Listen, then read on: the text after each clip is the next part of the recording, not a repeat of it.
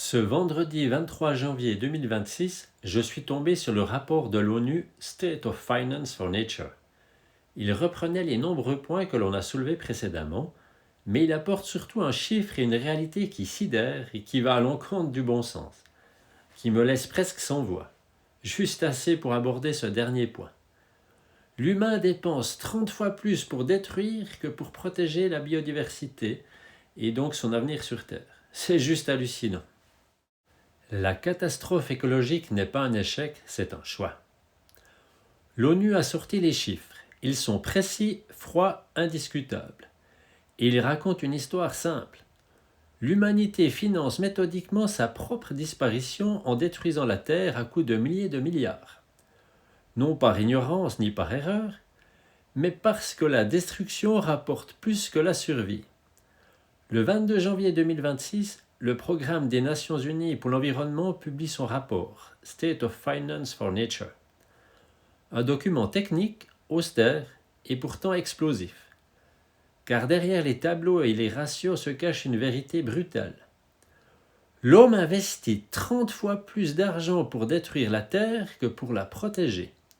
30 fois plus pour scier la branche sur laquelle il est assis que pour éviter la chute. L'humanité se place en liquidation volontaire. Il faut s'arrêter une seconde sur ce chiffre. 30 pour 1. Ce n'est pas une exagération militante, c'est un calcul de l'ONU. Pour chaque euro consacré à la protection de la Terre, 30 euros alimentent sa destruction. Et tous sont responsables. Les investissements des sociétés privées, mais aussi les subventions des politiques publiques. En 2023, près de 6 700 milliards d'euros ont ainsi été dirigés vers des activités qui épuisent les sols, réchauffent l'atmosphère, vident les océans et fragmentent les écosystèmes. En face, à peine 200 milliards d'euros pour tenter de réparer les dégâts.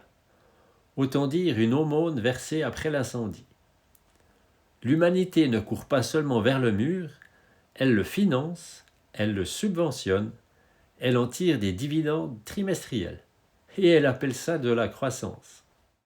Quand l'argent décide que la Terre peut mourir, ce que révèle le rapport de l'ONU, ce n'est pas seulement un déséquilibre financier. C'est une hiérarchie morale. La Terre est moins rentable vivante que détruite.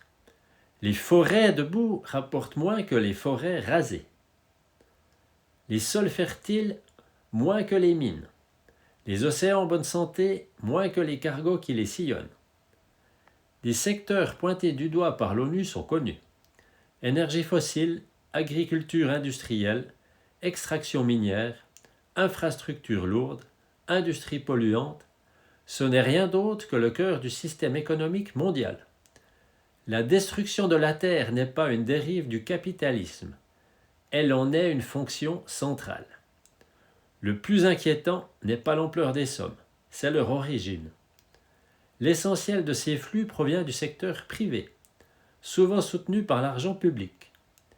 Les États jouent les pompiers climatiques à la tribune et les pyromanes budgétaires dans les lois de finances. On subventionne la catastrophe, puis on s'étonne des conséquences. Il suffirait pourtant de dévier un peu de la trajectoire. L'ONU explique que pour respecter les objectifs climatiques et de biodiversité, il faudrait investir environ 525 milliards d'euros par an dans la protection de la Terre d'ici à 2030.